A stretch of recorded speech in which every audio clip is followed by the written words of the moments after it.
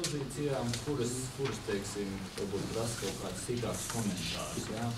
Es tam, protams, esmu gatavs atbildēt uz jūsu jautājumiem pēc, teiksim, varbūt ne detalizēti, bet pēc būtības. Ja? Jo šobrīd tātad šeit nav pievienot ne izvērsts stāmes, ne detalizēts izmaksu un ieņēmumu posteņu atšifrējums. Ja? To mēs sagatavosim uz nākamo izpildu komitejas sēdi, acīm redzot, būs janvārī. Mandātu no budžeta komisijas, turpinām darbu ar kritērijiem, un faktiski šis mandāts bija ļoti vienkārši un skaidrs, ka kritēriji ir jānovienkāršo, un pie vienas starta līnijas, sporta terminoloģijā runājot, būtu jānostājās visām individuālo sporta veidu federācijām, īpaši nedalot ziemas un vasaras sporta veidus, un tādā veidā arī radot tādu mierīgāku atmosfēru logu darbā.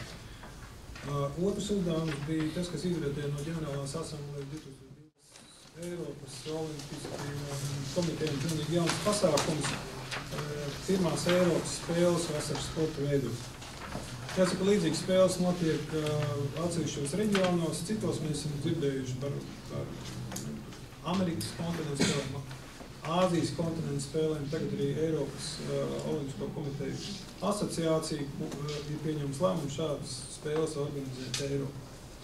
Nestoties to, ka līdz šim pasākumam ir vairāk kā pusotrs gads, tomēr mums jāveic pirmkārt jāinformē mūsu sporta veidu federācijas, un otrkārt ir jāveic. Šim jautājumam jau mēs nedaudz pieskārāmies, tātad nākamais gads, 16. 28. augusts, Nanžinā, otrās pasaules jaunatnes olimpiskās spēles, pirmais ģenerāla mēģinājums bija pirms 4 gadiem Singapūrā. Latvija turienes toreiz atgriezās ar 1 medaļu, pašā šķērpašanā.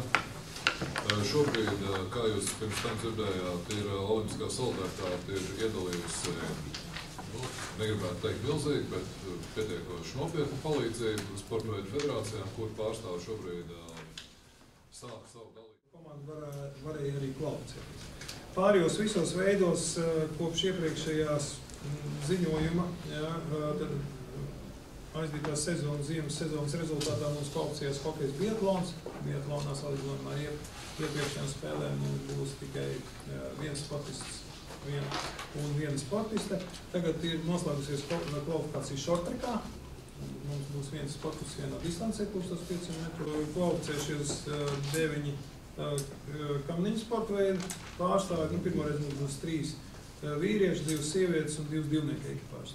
Faktiski pilna komanda. Pārējos sporta veidos kvalifikācija turpinās, un tā noslēgsies pilnībā tikai nākamā gada janvārī.